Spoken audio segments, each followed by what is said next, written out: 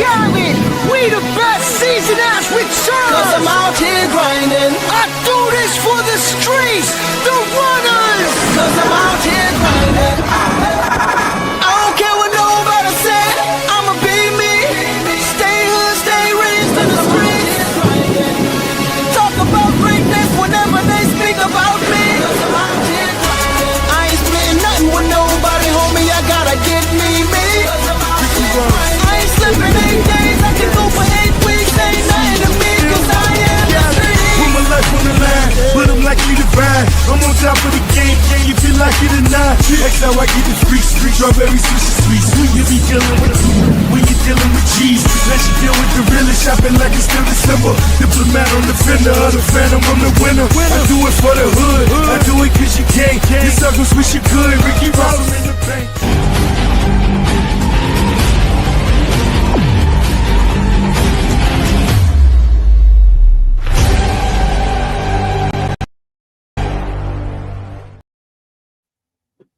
Welcome to Boston Sports Entertainment Network Roundtable. This is the Red Sox Edition.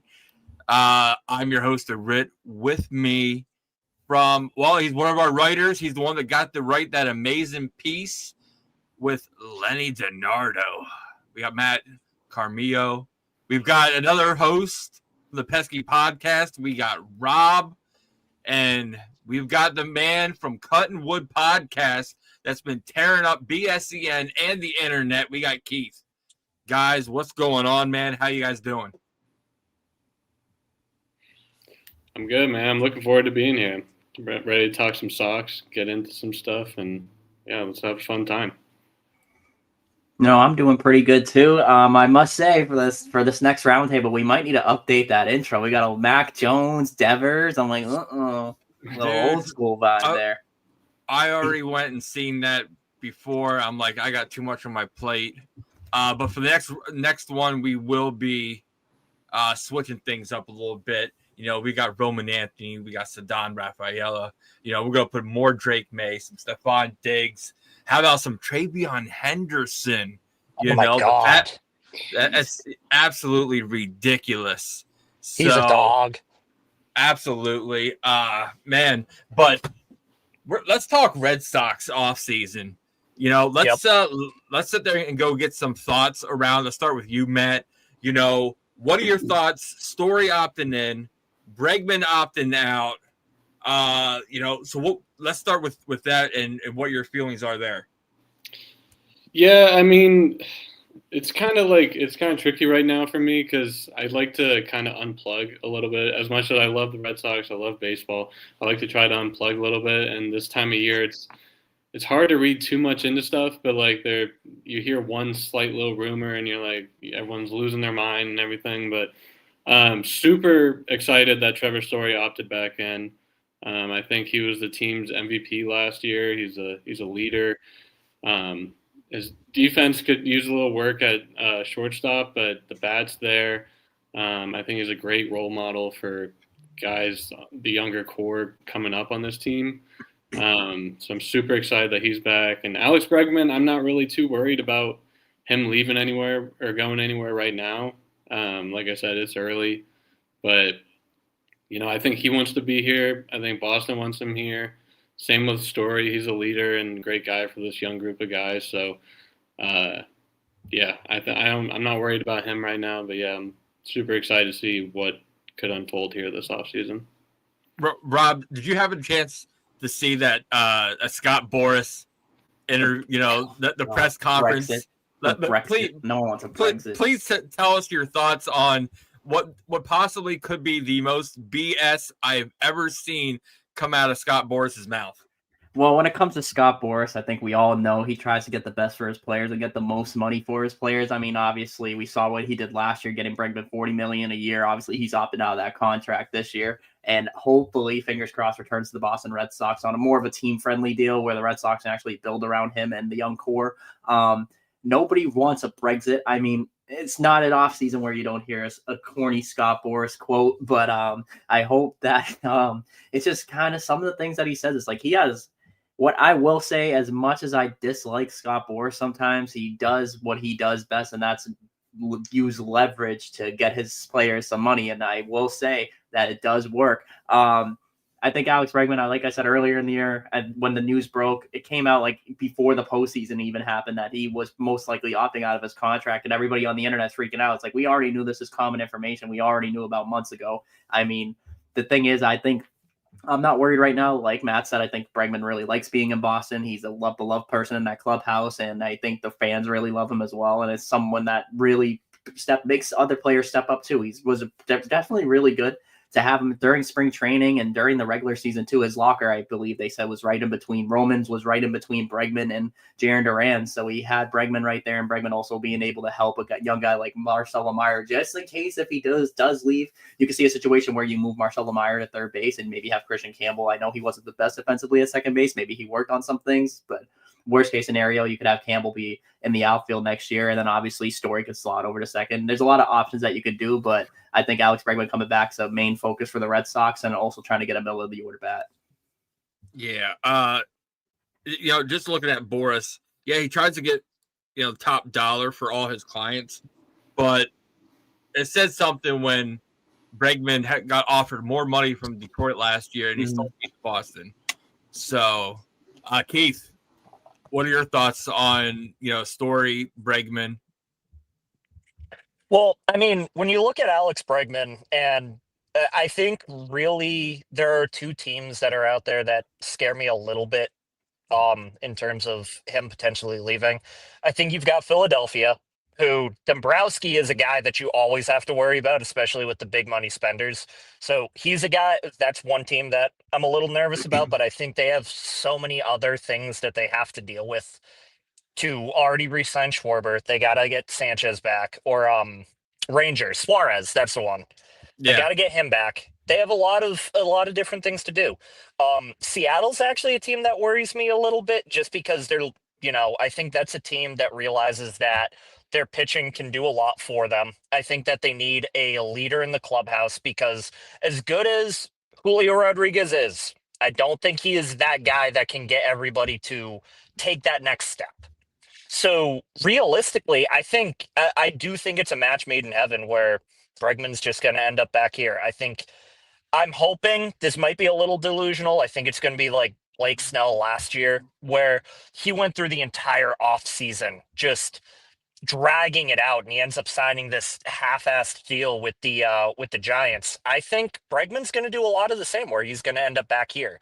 And I think in terms of Story, staying here, I think if you look at the landscape of what shortstops had to offer, him signing here is a lot more pivotal than I think people realize.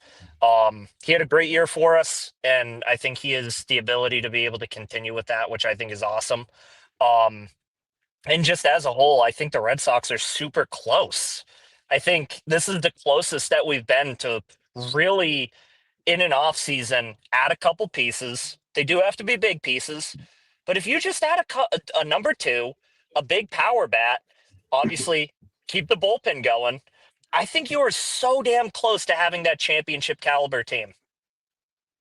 Yeah. Let's go and pivot from there and talk about what pieces we could add.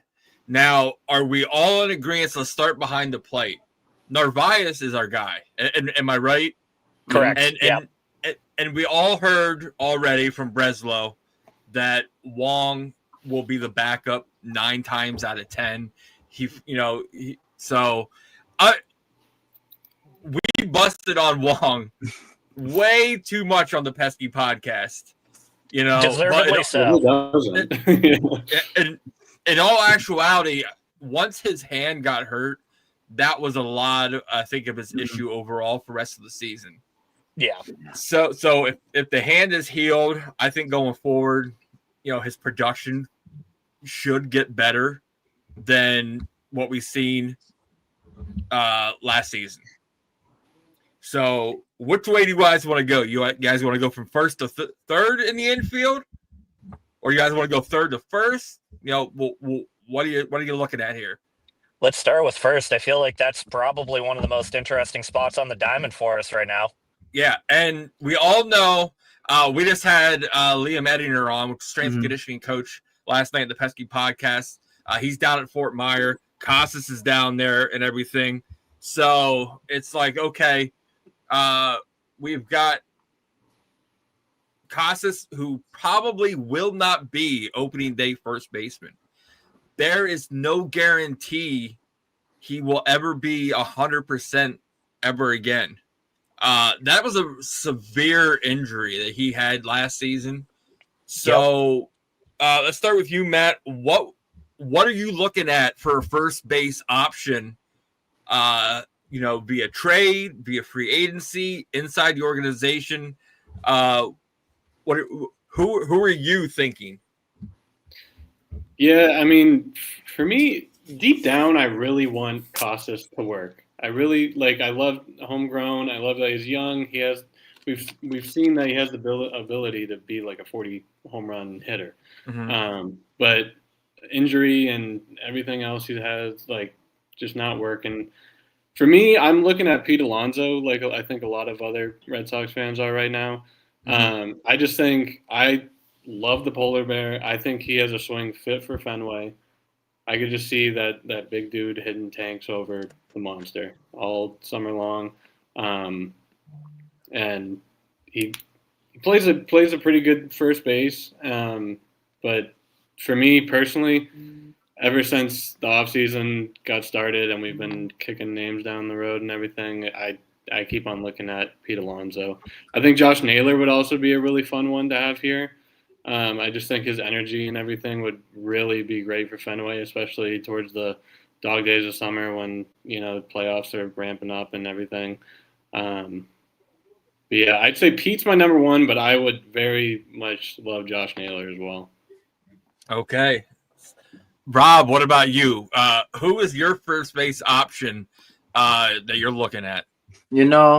There's one thing I love about Boston in the fall. It's October baseball at Fenway, which we did not get to experience this year. And you know what? It happens in October. The weather gets cold. You know who likes cold? Polar bears. Give me Pete Alonso here in Boston. I think it's a perfect fit in heaven for the Red Sox. I think his swing, like Matt said, is built for Fenway Park. It kind of reminds me of, there's very few guys in baseball that swings are just meant for Fenway Park. A guy that I really want to talk about too, last year in 2024, Tyler O'Neill. Look at how he performed at Fenway Park. Good swing for Fenway. And I think Pete obviously likes to pull the ball to the left field side. And I think his massive power, you're going to see a lot of balls going on the Lansdowne Street. And personally, if you get Pete Alonso, I would not hate either Pete, and even if Casas does miraculously come back, you can platoon him or keep him at DH. Or if you really want to keep it, you get Pete. It wouldn't hurt to bring back on a team-friendly deal Nathaniel Lowe. He was pretty solid towards the end of the year for the Red Sox, and obviously he's a guy who's a veteran there, and he plays a good defensive first base. And even if you really want to kind of depends on, I think Yoshida stays at DH this year unless they sign a big bat. Obviously, there's rumors going around about Schwarber and then Pete. But yeah, Pete Alonso, give me him. And if you do get Pete Alonso, you could always shuffle in Nate Lowe, and then you also have, if worst case scenario, Romy Gonzalez, who can get reps at first base as well. Yeah, and big thing about Alonso, he doesn't have a qualifying offer attached to him. So, that just shows you that there's a little disconnect between him and the Mets. Keith, what about you, man? He's only 31. He's only 31 as well. He's young. He's young, very young. I think he's younger than people expect. Whenever I talk to people about Pete Alonso, I feel like everybody thinks he's ancient for some reason. But if you put him onto a 4 or 5 year deal, he's ending that around 35, 36, which, to Rob's point, he has got a swing made for Fenway. There are tons of guys that I've seen come through Fenway Park that were just made for it. Cody Ross, for whatever reason, is one of the big guys that comes to mind for me. Yeah, I mean, questionable as far as what he was for the clubhouse, but he had a swing made for it, and I think Pete Alonso is the same way. One of the things that I think about with Pete Alonso specifically is, when was the last time that the All-Star game was at Fenway Park? It was 99, right? Yeah. We are a couple years away from that. Maybe a 30-year anniversary All-Star game at Fenway. Maybe Pete Alonso's here, home run derby. He's a home run derby guy. I feel like having something like that would be electrifying. For me, one of the people that I I'm a big Josh Naylor guy, Matt. So Mhm. I love that idea. One of the guys that I've also thought about a lot, and he was just briefly linked with the Red Sox, more so because of the fact that we have a ton of outfield, but Vinny Pasquantino. I think he's a guy who he's got the injury history, which does worry me. But from what he can do, he's a great defensive first baseman. He can hit for power. He can hit for contact a little bit. And I think he's a good clubhouse guy to get in here. So I feel like he is on that list of first basemen that I would love to see come here potentially. I think he's a little lower on that list, but I think he's another guy that deserves some kind of mention too. But I think it's hard not to look at Pete Alonso and Josh Naylor and think that those are the 1 and 2 guys. I think Nate Lowe, I think he did a good job for us. I think he's got some stuff to work out, but Nate Lowe, he's a championship caliber player. He was with the Rangers in 23, so he's done it before. He's a clubhouse guy. If you want to put money elsewhere, whether it be starting pitching, maybe you do go to get a guy like Schwarber. If you want to put the money elsewhere, I feel like Nate Lowe would be a good, cheaper option if you need it. Oh, okay. So Keith, you're Alonzo, not your first overall, Alonzo. It's got to be Alonso, man. Okay. That dude just feels like he's made for Fenway. Okay. Well, Keith, and it's sad because Rob already knows everything I'm going to say because we already sit there and talked at post show last night. Yeah. So, but your guy a little bit further down the list, that's my first baseman I want to trade for. Give me Vinny. I love Vinny, man. I think he's great. What I'm looking at now is defense first. Mhm. Yes. So we already got a Golden Glover. I don't care what anybody says with Carlos Tobias behind the plate. Yep. Vinny would be a great defensive aspect at first base. Improvement. So, and then like it's in a trade package. So we're going to talk about who I'm trading a little bit later, who's going to be coming with Vinny, a little bit. But, Vinny's my guy at first base overall. Mm-hmm. So, that's where I'm at. Alonso would be great, but I'm shuffling some cards in my deck, and I'm spending some money elsewhere. So, do you know what Vinny's contract is right now? Vinny? If we were to take that on, it's not by chance. Matt, if you could look it up, or somebody can look it up. Not you, Keith. You're on your phone. Yeah. So Vinny, I got it right here. Here we go. Let's load in. Vinny Pasquantino right now, 2026, he's supposed to make $5.2 million.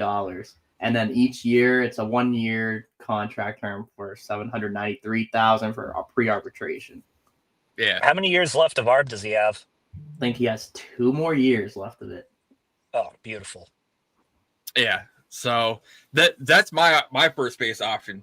Second base was a dark hole for us last year, overall. So, Matt, who are you sticking in that vortex at second base and hoping that they can stay there? Quite honestly, I really don't know. It really has been a black hole or a vortex since really 2018 or 2017. I don't know. I loved how Campbell was here at the start of the year. Because I love young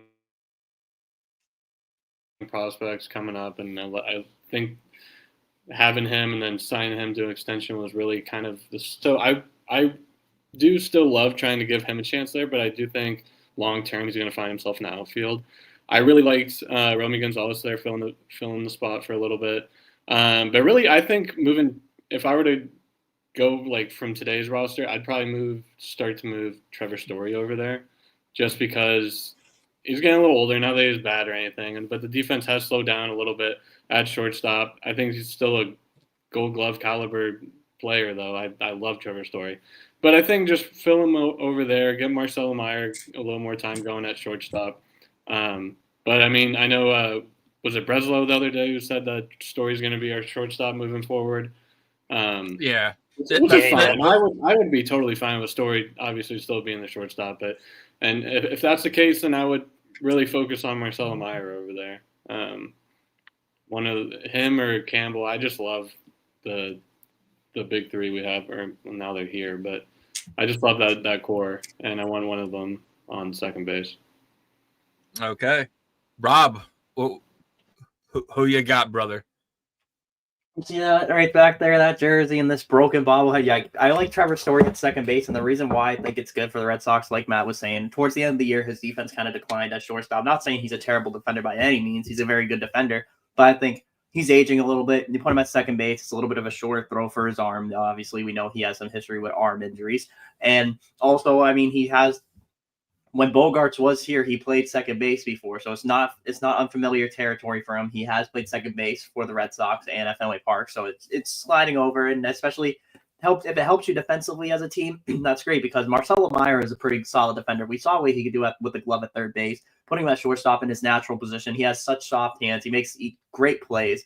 I mean, obviously Meyer is going to hopefully, that wrist injury, hope that's a little concerning, but hopefully he bounces back from that and it got repaired. But yeah, I think Trevor Story over at second base.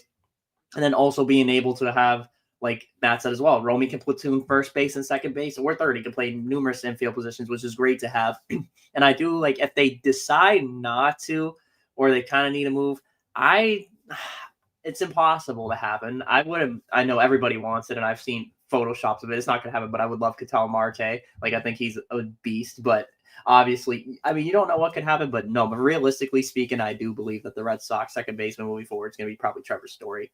Or if not, Marcelo Meyer will most likely play there if Breslow sticks to his word. But if you want to move forward in the right direction, putting Story at second base with his health declining or his arm declining a little bit with his arm strength and his defense towards the end of the year, putting him at second base won't hurt you. Okay. Keith, what about you? Who you have filling that abysmal spot at second base? So if I had it my way, I've beat this drum on our podcast as well. The guy I'm looking for, I'm making a trade. I'm calling up the Cubs, and I'm finding a way to get Nico Horner. That is a Gold Glove defender. If you look at it offensively, he actually had a very good season as well. So he's not a black hole there either. But if I've heard Breslow say too many times that he needs to improve the defense, and we've been last defensively pretty much the last couple of years, why not go out and get a Gold Glove guy? And I think that's a team that you could make a deal with. So if we are going external options, I think Nico Horner has to be the guy. If not, I think it's Meyer. It's one of those two. I feel like Marcelo Meyer showed enough, at least defensively, that he can be on the big league roster. I think his bat does need to improve, but I think he showed enough in AAA and in the minors that he can do it. And everything that he needs to learn is just going to be up here. Yes, there's some growing pains, but do that at the beginning of the year. You'll have him and Roman Anthony having the bromance of the century, so they'll find a way through it. So Nico Horner is my number one, personally speaking, but it's Marcelo Meyer if not.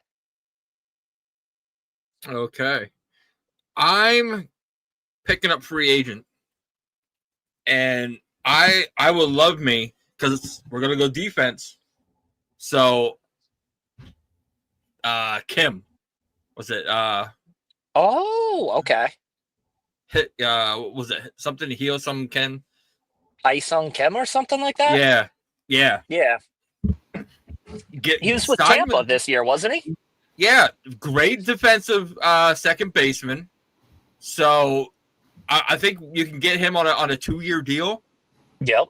You know, that is very club friendly. That would help right up the middle. I want to say we were linked to him for a little bit when we were talking with the Padres when he was with them too. So I think we have prior interest in him. Yeah, like I'm trying to rebuild this infield to be a defensive juggernaut. and then we worry about everything else afterwards. That's my second baseman. So,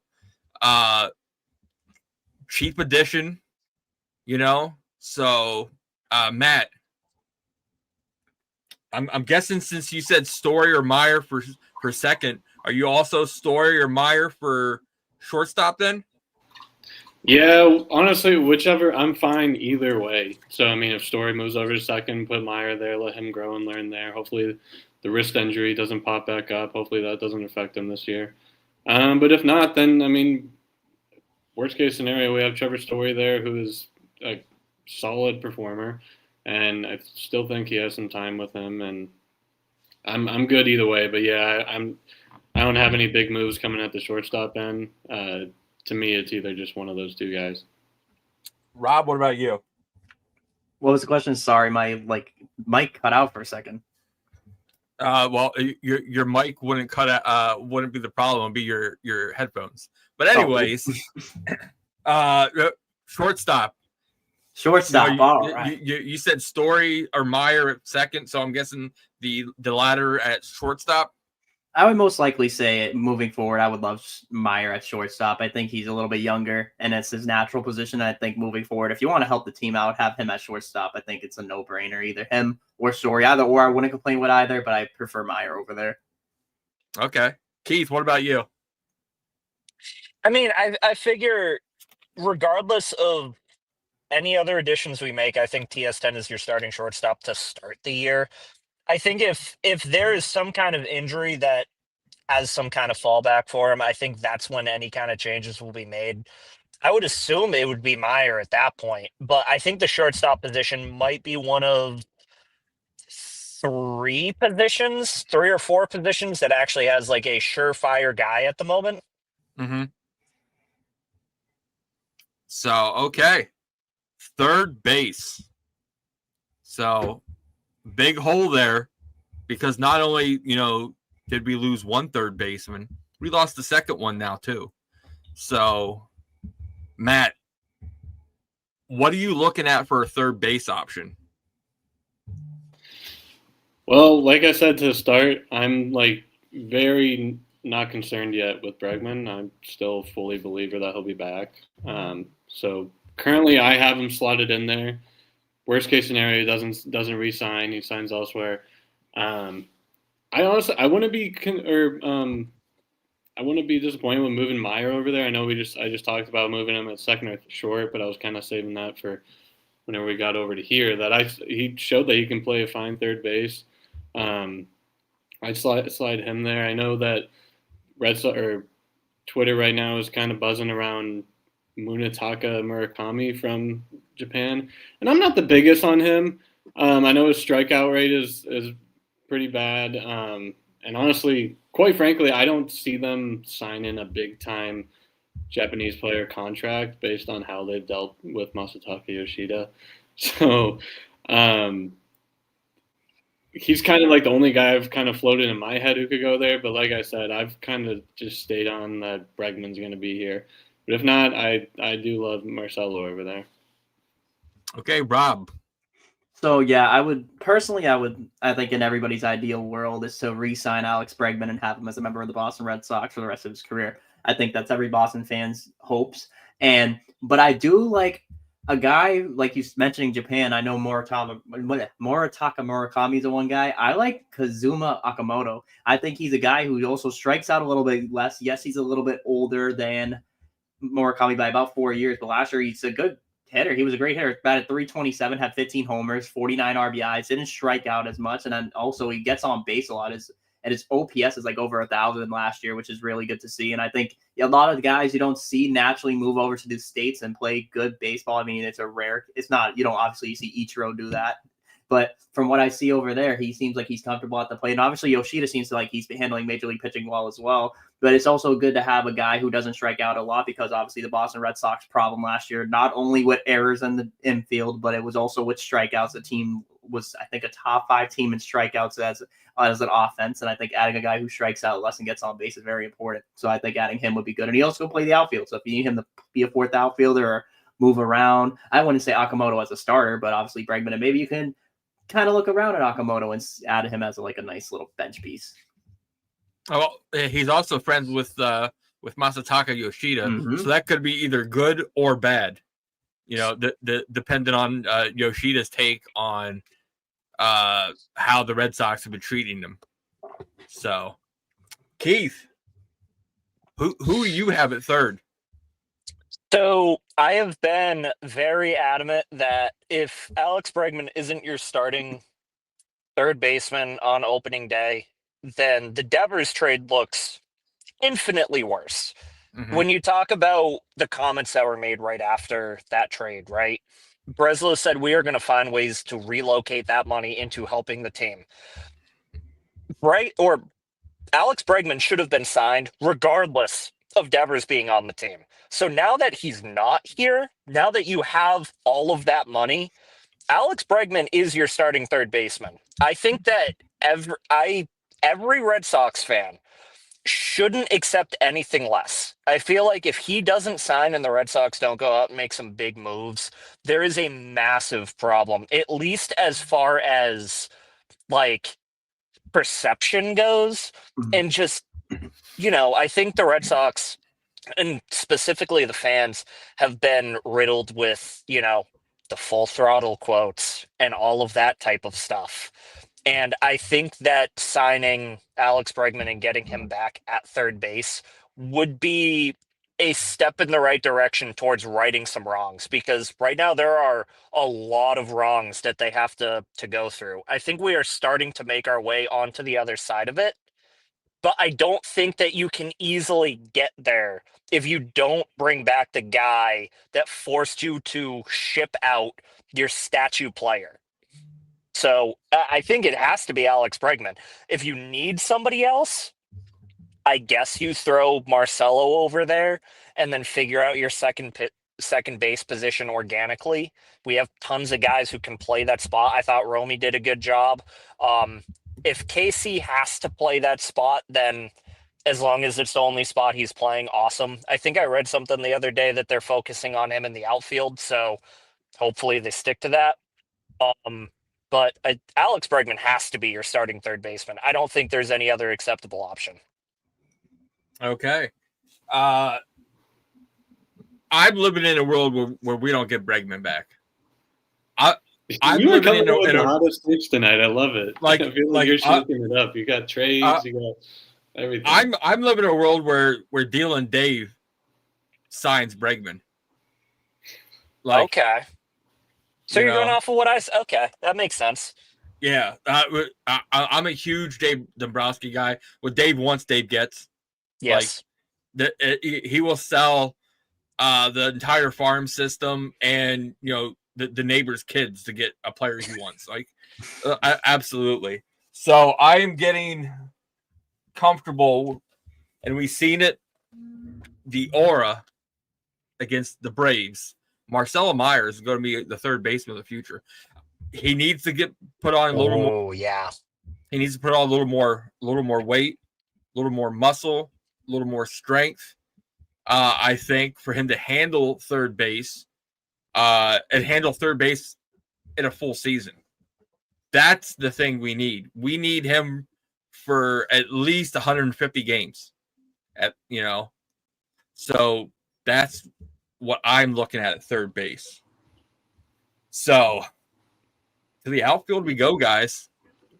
Left field. Okay? Left field. Matt, who you got? To me, I think I'm going to slide Roman there. I like keeping Sedon in center. Okay. In my world, I am keeping Williard here and in right. I don't want to get too far ahead, but I'm just trying to paint the picture. But to me, I'm putting Roman left. He can play anywhere. He's a freak, but let's put him there. Let's have him learn the monster. I think he can play it well. I think that the outfield in general. I don't know how far we're gonna do center and right. Yep. Correct. Okay. It's tricky because any of them can play anywhere. I would if Duran is still here. He's he's my guy to get traded right now. But if he's still here, I'd put him in left. I love him there. But yeah, to me, let's let Rowan go there. He's a freak, and I think he's just going to figure it out. But they have so many options that they can put there. But he's my number one. Rob. I like that jersey you got on the left side right next to Jarren Duran. It kind of speaks to what I'm about to say. The Big Red Machine, I think Christian Campbell is going to be your opening day left fielder. I think the Red Sox might get a little bit ballsy and put all their – I know I love Willie Abreu.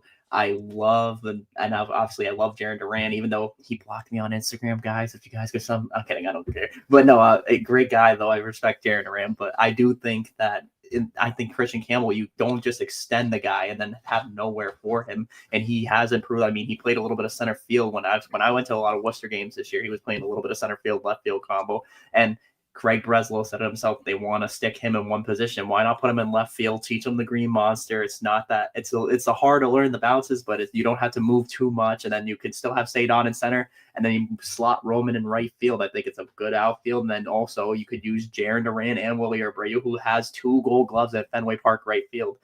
I think a team like the Minnesota Twins would be willingly able to give a guy, and now we can go on like what we want for our starting rotation later on. But I think you know where this is alluding to. If they really want a guy who's major league ready, I think we know what we would do. But yeah, I think Christian Campbell, you signed him into an extension. You don't sign a guy to that extension and have nowhere for him. So I think left field, he will be the opening day starting left fielder. Okay, Keith, who do you got left field? I mean, I actually think I have to agree wholeheartedly with everything Rob said. Like, Christian Campbell is probably one of my favorite players just on the Red Sox as a whole. I think what he does, athletically and what he does with the bat is special. His ability to be able to track a baseball as long as it does. He is too special a player to give up on this quickly. And I think there are a lot of people that did because of how much he struggled. But he got hurt. He was moving around positions. It was hard for him. That's what it was. And so I feel like throw him out in left field, let his athleticism do its thing. And who knows, that makes some outfielders expendable to maybe go and get some pitching. I don't know. Maybe that's a little teasing to what I'm doing with the rotation, but I feel like Christian Campbell would thrive in left field, and I think everybody would love him, in my opinion. I am a little biased, but okay. Well, Matt, don't be afraid. I'm sticking with you. I've got Roman Anthony in left.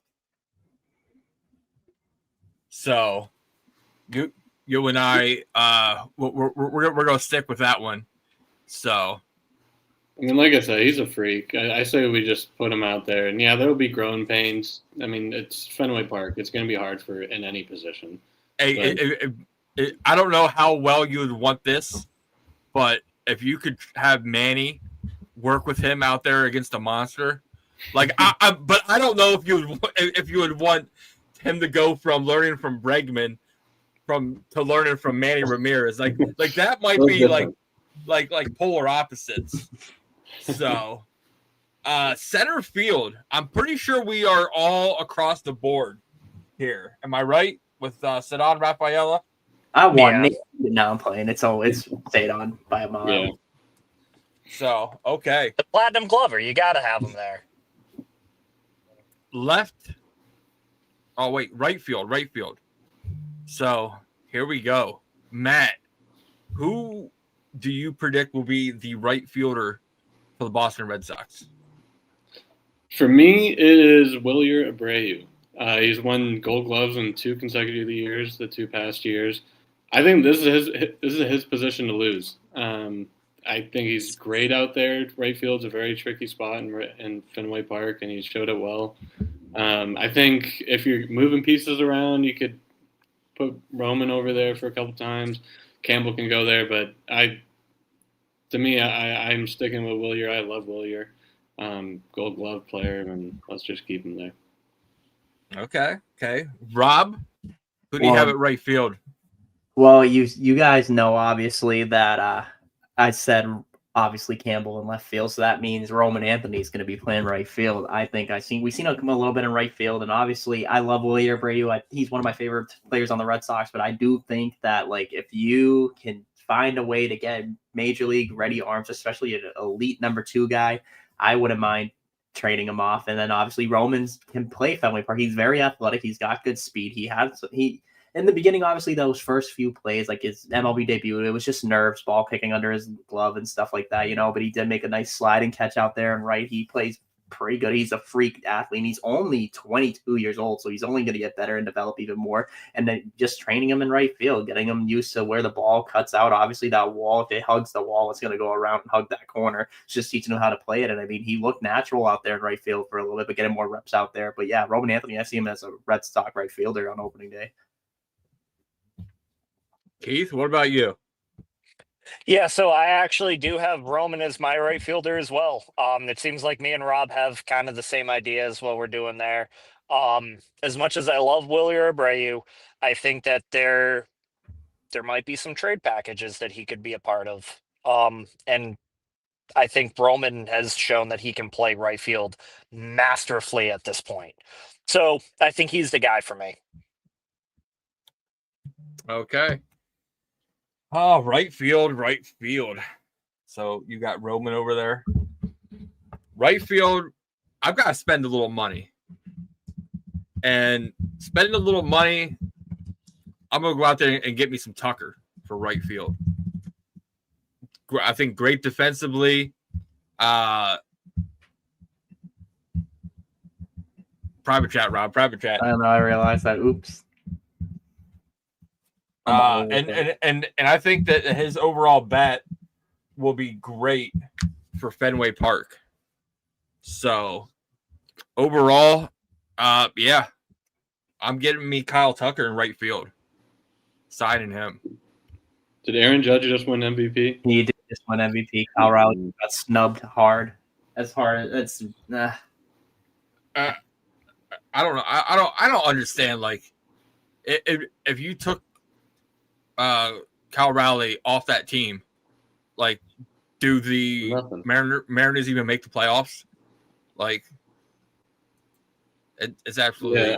It's not even that I'm hating on Judge because I'm a Red Sox fan, but yeah, I mean, I just think he's an everyday catcher. He hits 60+ home runs, and he Judge can't even play everyday center field. Yeah, I don't know. I mean, it deserving, but like also someone else probably deserved a little more, in my opinion. But that's crazy. I kind of had a feeling all along it was going to be Judge, but really wanted Raleigh. Man, so let's sit there and wrap up hitters with DH. So, Matt, who's going to be the DH you're thinking right now? Well, I know I'm kind of like all over the place. I'm just kind of going down, like naming off like my ideal lineup. And for me, I would just love Kyler Schwarber there. I don't know how realistic it is for my lineup that I'm building, at least, so if we're going to look back on these predictions. But yeah, I just love Schwarber. I mean, he was just such a fun piece to have here in that 2021 run. And I love what he's done at Philly, and I want him here. I don't know what else to say besides I love Kyle Schwarber. Rob, what about you? What's your DH look like? Bring the hometown kid home, a.k.a. Kyle from Waltham. I mean, I love Kyle Schwarber when he was here with the Red Sox, and obviously you see what he could do at Philly. I think Dave Dombrowski is going to do anything in his power to retain him, but they said the Red Sox, obviously, if they don't land him at Philly, give me Kyle Schwarber. I mean, we saw what he could do for the Red Sox. Obviously, he was not good at first base, but we don't got to worry about that. But hey, there's another thing if you really want to, but I don't think they're ever going to try that ever again. But yeah, Kyle Schwarber, I think he liked playing in Boston, obviously. So close to a World Series that year. But yeah, Kyle Schwarber, bring him back to Boston. He's just a freak hitter. And I mean, he's even great if you don't put Roman in that leadoff spot, which the Red Sox excelled with having him in the leadoff spot last year. Kyle Schwarber has been leading off for Philadelphia for the past few years, and he's a spark in that lineup. So yeah, that's another option you could do too. But yeah, give me Kyle Schwarber, bring him back. Keith, what about you, man? Yeah, I mean, Schwarber's my guy. I think, especially in a world where if you go after a guy like Vinny P with Kansas City, I feel like it's very easy to slide a guy like Schwarber into that DH role. He's been here before and he's thrived. One of my favorite Red Sox memories for me personally was his grand slam against the Astros. I was personally there, so maybe I'm a little biased with it. Um, but he's proven that he can thrive in this environment, which I think is huge. And I see him aging pretty well. He seems to just be getting a little bit better and a little bit better every year. Um, so I feel like that's got to be my guy. If you have to, and it's a name that doesn't get brought up a lot, but I do think there is some intrigue with Eugenio Suarez, just in the sense he does have that very lofty swing, which similar to Alonso, I think could be fun in Fenway. It's not my first choice, but it's a potential. And then one that I don't think gets talked about a lot. Maybe the DH spot is something for Cassis. He can just spend a lot of if we do want to go down that route of seeing what he can do in Boston, because he does have the potential to be a special bat. I think give him that opportunity to spend some time in the tunnel and in the cage in between at bats. And really study things. I feel like that's something he'd excel at. I actually think he'd be a better DH than he would be a first baseman. Okay. Me, I like the platoon effect. You know, I think what we've seen in September with Yoshida could be what we see all season with Yoshida at points. Christian Campbell will be one that I think could rotate between the outfield and DH. Personally, with him, Casas when he comes back, you know, you could slide him in there. So, yeah, I like the rotating DH. It gives him a little. It gives AC a little flexibility with DH. So, let's here we go. Let's talk to the bread and butter. I know everybody's trades, you know, that didn't have a couple outfielders there are for the pitching aspects of this. So we all know the War Pig is our number one. So let's start with you, Matt. Who do you have slotted in as the number two? It's tricky because I don't know which way they're going to go about it. I think there's great options both ways. I personally really love Joe Ryan. And that's why I had Jarren Duran off my list, throwing him in a trade package. I mean, I could even get rid of my right fielder, Willier, and throw him in, or him or Duran in. There's some prospects. But I would really love Joe Ryan. I think if not him, I'm really eyeing Dylan Cease on the free agent market. I know he's kind of had up and down years, but I don't know, just something about him. I just love Dylan Cease. But I mean, if in a perfect world we could somehow trade for Tarik Skubal, or like a Freddie Peralta as well, that's on the table. But I mean, obviously Tarik Skubal would just be amazing. But I don't think that's worth it at all unless you trade him and then immediately extend him, because who really knows what's going to happen. But yeah, for me, I'm really eyeing Joe Ryan via trade. Rob, what about you? Who's your number two? Rob, I can't hear you. I don't know what's going on my mic. It's like my headphones, when they're plugged in, it's like acting weird, and then it keeps on like acting weird. I think it's going to be Joe Ryan. I think there's no doubt it's going to be Joe Ryan. I think the Red Sox obviously being linked to him last season, and almost with that graphic that MLB on Fox posted. Never forget when Joe Ryan was a Boston Red Sox for like literally 5 seconds. But I think he will officially become a Boston Red Sox in the offseason. I think Willier Abreu might be part of that deal. Maybe even I could see them just landing Joe Ryan. I think he's a solid number two to put right behind Garrett Crochet. He's a guy who has good movement on his off speed. He has an electric fastball. I mean, his sweeper is really freaking good too. To a right-handed hitter, it just drops into the other batter's box, and it has good horizontal movement. And I think adding him is behind Garrett Crochet, I mean, that's a good 1-2 punch right there. And then you got Bale right behind him. It's like this team, once you do that, you don't really have to be too concerned about who you put in the 4 and 5 if you really want to. if the Red Sox really, like Lucas Giolito has mentioned, he likes playing in Boston, he would like to return, bring him back and put him as a fourth starter even, and then you have your 4 lined up, and then you can worry about the 5th starter in spring training, have it be a battle for the 5th starter. But like last year, obviously we saw what happened when Sean Newcomb got it and then got moved to the bullpen and all that situation. But Joe Ryan, give me him in a trade. I think Wilyer Abreu would be part of that package. Okay. So you have Abreu going for Ryan. That means you traded Jarren Duran somewhere else. So just remember, Rob, you traded him, to think that through. So Keith, who do you have as your number 2? So my number 2 starter is a left-handed pitcher that is going to be coming over with my starting first baseman. Because if I'm having Vinny Pasquantino at first and I'm trading Jarren Duran to Kansas City, feel like you got to get my guy is Cole Reagans, actually. I think you can work out some kind of deal with them because I think it's no secret that the Royals as a whole haven't really wanted to have a ton of money on the books at any given time. And I think Reagans is a guy who is going to command a very large contract. Is he under contract right now? I think he's under contract for the 2 seasons. I could look. Yeah. I'm not sure what his contract situation is, but it's gonna take a little bit to get Reagans. Absolutely. I do think it's going to take a little bit, and I think Cole Reagans is my go big or go home situation. That's my go big or go home trade.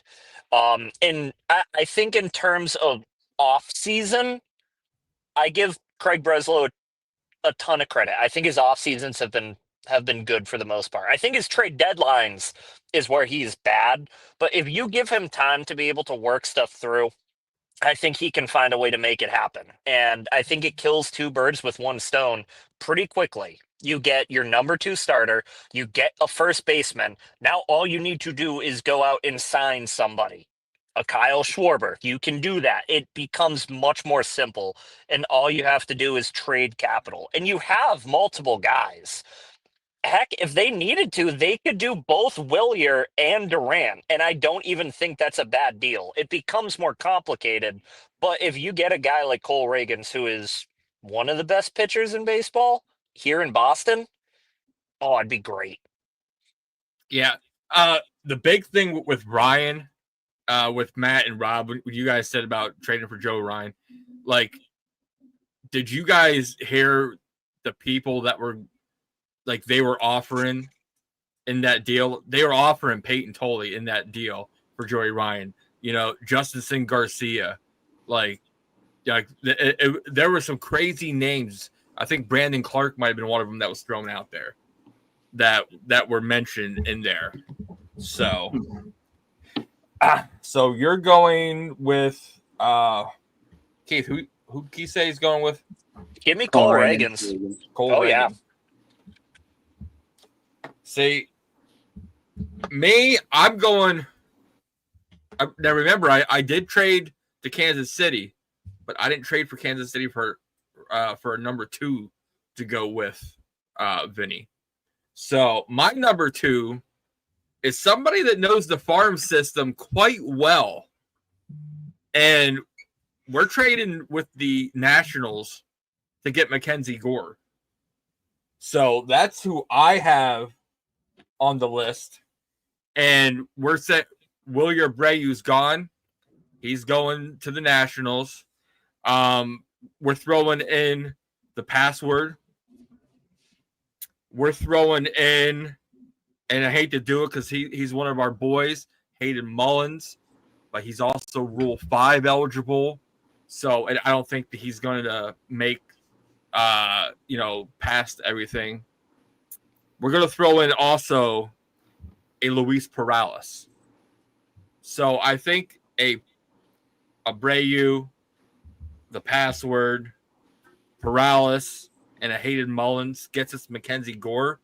There might be even some deeper picks, like lower, that the GM, who they just came from Boston, needs, more. But I'm going with Gore for number 2 spot. Who do you got, Matt, for in the 3 spot in the rotation? 3 spot I feel like is fairly simple. I got Brian Bayo. I mean, he's been a solid 3-piece the whole time, or this whole career. He's tried to show you can be a number 1. I don't think he's obviously quite there yet, and I don't think that he can really handle not really the pressure, but just having the weight of a number 2 starter on him just yet, which is fine. I mean, let's go out there and let's go sign a number 2 or trade number 2, and give him that freedom to be a solid number 3, and I think he's going to slide in there just perfectly. And yeah, I think it's Brian Bayo. Okay, Rob. Yeah, I think it's Brian Bale as well. I think obviously last year he pitched very well and he showed glimpses of what we really, really wanted to see from him. Obviously, when we first extended him, we extended him as an ace. Thank God we got Garrett Crochet now. But I think, hey, relieving some of that pressure and having him as the number 3 starter, because you could tell throughout the year he was starting to get fatigue in his arm. You could tell that his pitch mix was a little different. His slider was laying a little bit flat. And towards the end of the year, he started to get hit a little bit harder. But I do think, having him as a number 3, that's a perfect spot for Brian Bale, and I think it relieves a lot of pressure off of him. So, Brian Bale in the 3, I think would be a perfect fit for him. Keith, what about you? Are you also Bale?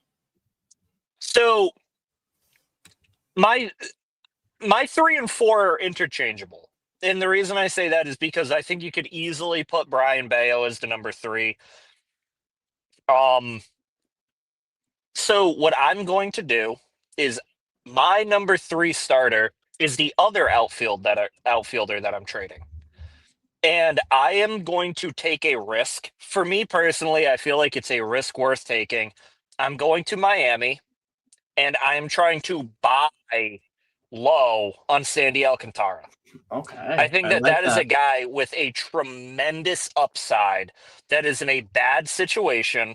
And I think if you put him in our pitching factory, I think anything can happen. One of the things that trading a guy that's injured obviously is something that can be tough to do, but a guy that's been brought up a couple of times as being linked to Miami is Tristan Casas. He's a Florida kid at heart. I'm pretty sure that's where he went to college. So maybe that's a guy who ends up getting floated out there in a deal, obviously, with either Abreu or Duran.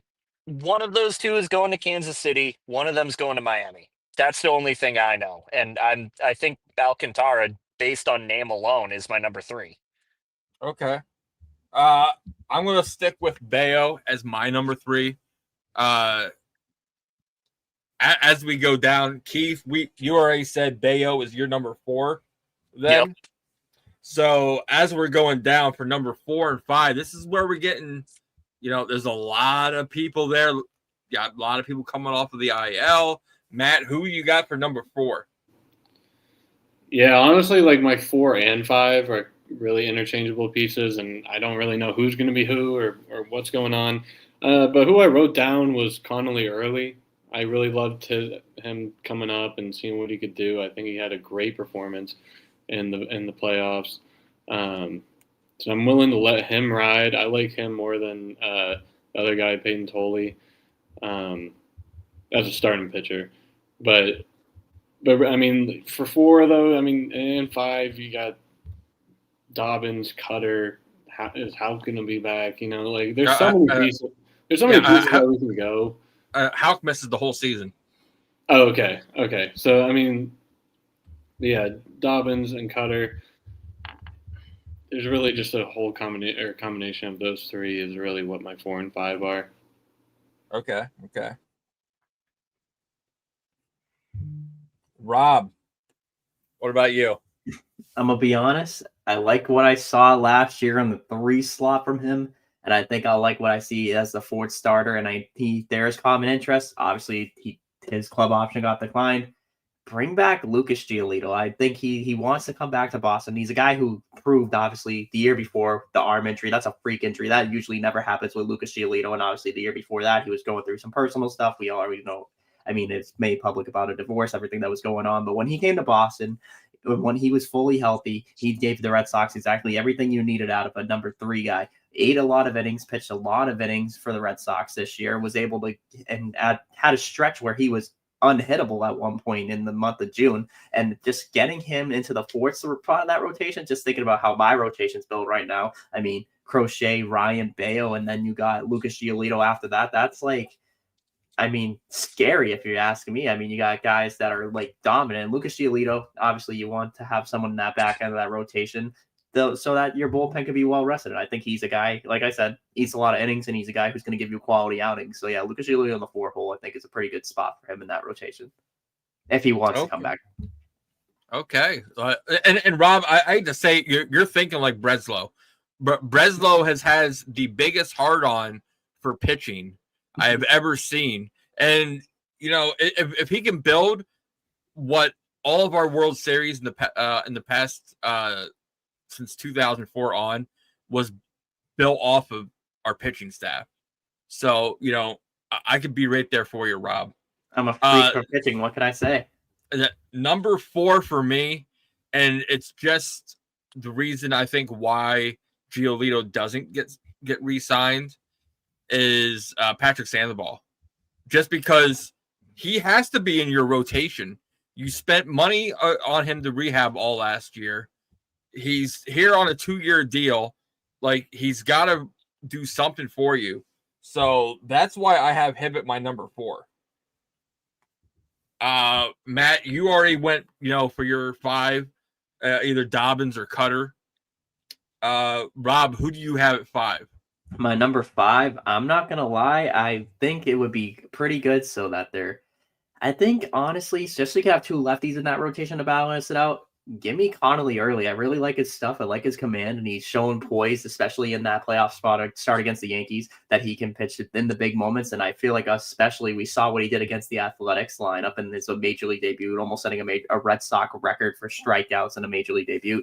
He's got good command. He's got good stuff. And honestly, I love Peyton Tolley, but I think he needs to start the season in Worcester just so he can develop his secondaries a little bit, because obviously that power fastball is one of the best. I mean, I was at his debut game against Skeens, and man, his fastball was electric. But yeah, I think having Connolly in the 5, I think he's the most poised and most developed out of the 2. So yeah, I give Connolly early there. And honestly, Patrick Sandoval could make a fighting start, but wouldn't be surprised if you see Cutter Crawford and maybe even Patrick Sandoval getting some bulk innings as like a longer reliever. Okay. First off, Rob, well, once I say who my number 5 is, when they come back on the podcast, I'm going to sit there and say you totally disrespected him. Keith, who do you got at your number 5? So for my number 5, it's funny because both of them spent, you know, either a majority of the season or all of the season injured. But I think it's going to be a fight between Cutter Crawford and Hunter Dobbins, at least for me. I think with what Cutter Crawford did in 2024, if he's healthy, I think he's a guy that you have to give a shot to. And on the same token, I guess, you know, I'm again might be a little biased to it. I think a guy like Hunter Dobbins has so much upside with just how many pitches that he throws well. I think he's got a lot of different pitch shapes that work and play off of each other super well. And I think if all he needs to do is get that ability to get a third time through a lineup. If he can get that, that is going to be a guy with the upside of a number 2 starter. I think right now he's a 4 or 5 guy, just in the sense that he's reliable 1 or 2 times through. But man, he's like not going to compare him to him, but like mentally, he thinks like Greg Maddux, which is crazy. He's always thinking, he's always trying to improve. So it's one of those 2 guys for me. Give Early and Tolley some time to, you know, figure it out in AAA. I think Conley Early has so much upside to him, and I think Tolley does too. But this past season showed you that you need maybe 10 number 4 and 5 starters. So Exactly.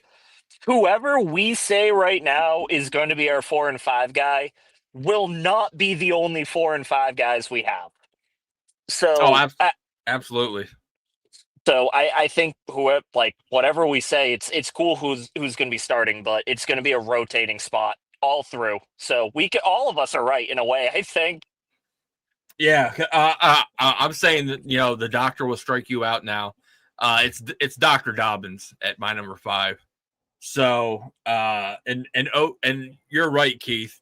You've got Cutter Crawford, you've got Richard Fitz, you've got Conley Early, Peyton Tolley. Heck, you've got Cooper Criswell. Yeah, he so, just came back. But you sit there and think it's not a bad thing. I would say if Early, Tolley start, in AAA, because like you said, injuries are going to happen and they're going to be called and rotated up overall. Yep. I think some of it's. I actually think a lot of it's going to play to options, and I think it's going to be a lot of what guys have options and what guys can actually be rotated between AAA and the majors. I think that's going to play a huge part into who starts in the big leagues and who doesn't, because I don't think Criswell actually had an option in his deal. So I think he's going to start in the big leagues. So that could end up being the guy by force. Yeah. So, and looking like there's going to be a bullpen help that we need. You know what I mean? Could any of these people go to the bullpen? Essentially, I don't know. It's going to be crazy to see what happens. Bullpen wise, Internet World's talking super bullpen. Are any of you guys all aboard or believe in any of that, Matt? I mean, I think, quite frankly, the bullpen is kind of like the least of my worries right now, or where I'm looking to add and move pieces around. But I think we have a great group already. I know there's been rumors saying Devin Williams is starting to float around, of course, and I would love getting him or like a Ryan Helsley. But, I mean, I think the pieces we have are great. I mean, Whitlock, Slayton, Chapman. I'm throwing Tolley in there, maybe not to start the year, but at least some point I like him better in the bullpen. Chris Murphy, Bernardino. And like we just talked about, there's all these edge 4 or 5 starters. Just slide them into the bullpen. I mean, I think there's a lot of options. I think the bullpen is least of my concerns, but would definitely love to add a nice arm, of course. Yeah, and who knows? But hopefully, I'm fingers crossed that they somehow work and put Sandlin on the 40-man, because he's also Rule 5 eligible. So, and he's just so close to be ready for to make this big league debut. Like, I don't want him to go anywhere else, especially since we traded. Who did we trade for him? John Schreiber. Schreiber. Yeah. Like, and how well that worked out. So Dobbins is one that I really want to see make his big league debut for the Boston Red Sox. So, Rob, what about you? What are you thinking about super bullpen? Super bullpen. I mean, I don't hate the idea of that. I mean, it's always good to have a dominant bullpen, but we heard the term super bullpen before, and look at how the New York Yankees season turned out. Obviously, they had an implosion, but I don't think the way we have a guy named Andrew Bailey under our side who is very good at developing pitchers. I do want to say, I think for the Red Sox, I think a move that they should make is re-signing Steven Matz. I like him out the bullpen as a left-handed guy. I think Justin Wilson might walk just because he's a little older, or he might go somewhere close to home, give it one last hurrah, kind of like a Chris Martin, and kind of leave.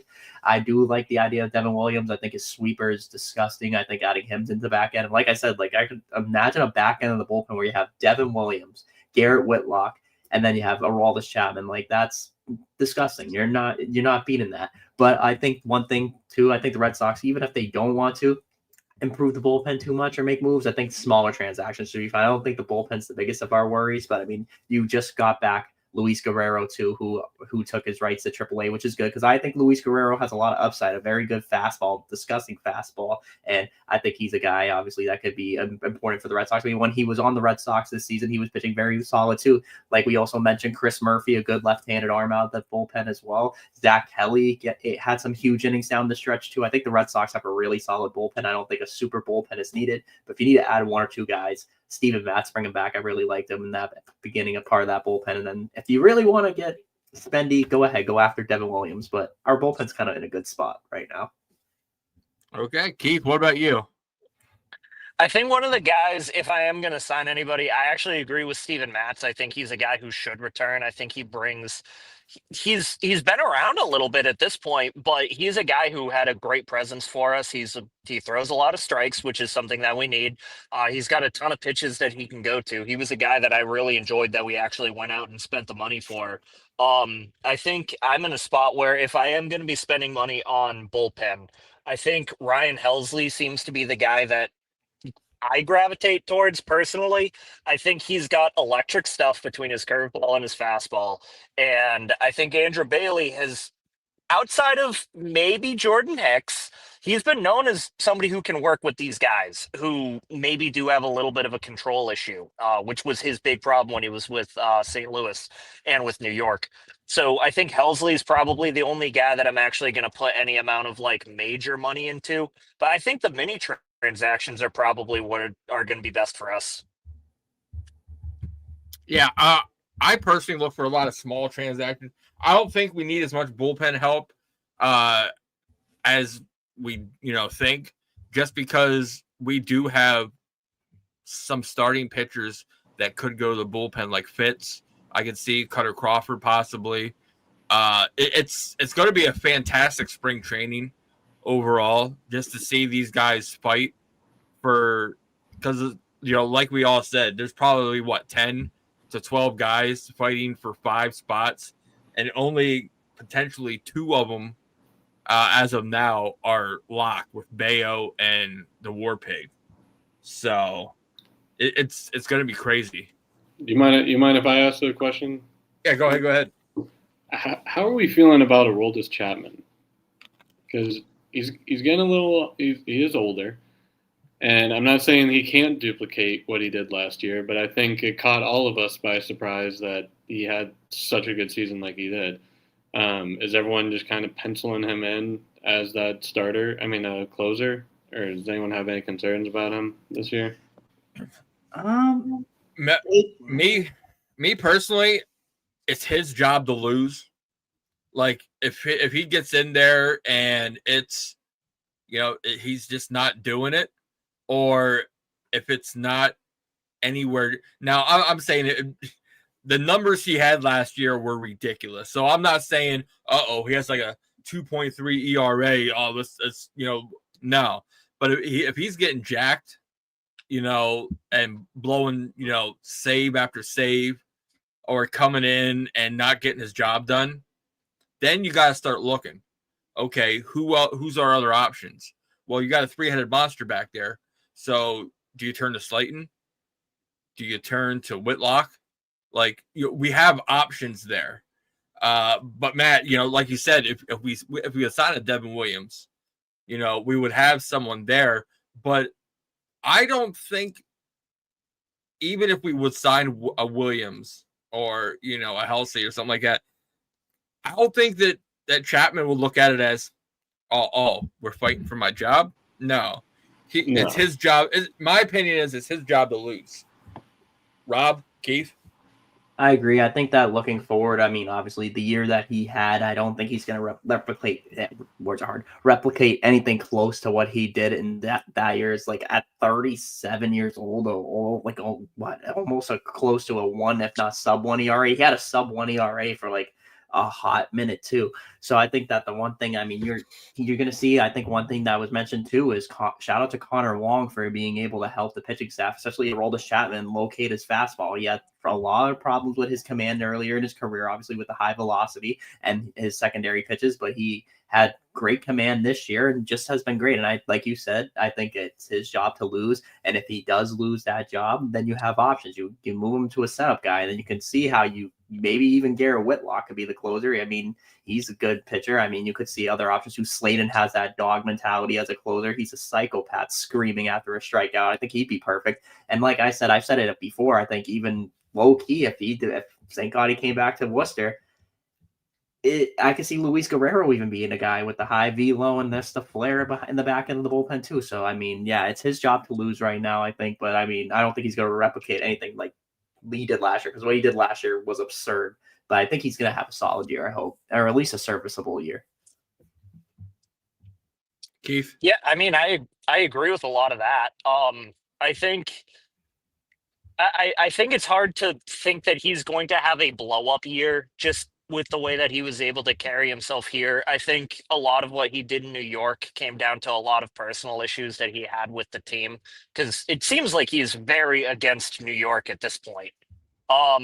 One of the things that I actually think might be a dark horse idea for our closer position really just comes down to pitch development from one of our top starting pitching prospects. I think if he can't develop a secondary pitch the way that we want him to, I think Peyton Tolley has such a high upside as being a high leverage closer or a high leverage relief pitcher for us, because there is no secret he's got one of the most electric fastballs in baseball, but his secondary pitches I think are lacking to a point that going through an order I do think would be tough for him multiple times, at least as of right now. Granted, when we drafted him, he barely had a cutter and a curveball, and now here he is with both of them. So he's clearly a quick learner. But worst case scenario, I think that that's a dark horse guy if Chapman can't get the job done. I think everybody said it. We have so many other options we can go to. Justin Slayton is a psychopath, which I love. Kind of reminds me of Jonathan Papelbon, so I love to see him out there. And then I think Whitlock, he's just a good pitcher. He is just a very good pitcher. So I feel like he's a guy you could throw out there too. But I think Chapman will be fine. Okay. And anybody else got anything? No, that's just. I just wanted to ask that going down the bullpen. Hey, and you know who could be a good closer if it doesn't work out again in the starting rotation? It's gonna be because he might be not even on the team by 2027. So it's crazy how things could possibly end up. So guys, make sure you head on over. We will be start doing these roundtables. Each sport will get one a week. We're trying to. Next up will be the Patriots, I'm thinking, followed by the Celtics, then Bruins. So, yeah, we're going to sit there and get done here because Patriots are playing right now. Guys can start watching your May VP shirts that Keith and my buddy over in Cottonwood, Jake, will be soon starting to design. Oh, yeah. But for Keith, for Rob, for Matt, and myself, thanks for stopping by the BSEN Roundtable Red Sox Edition.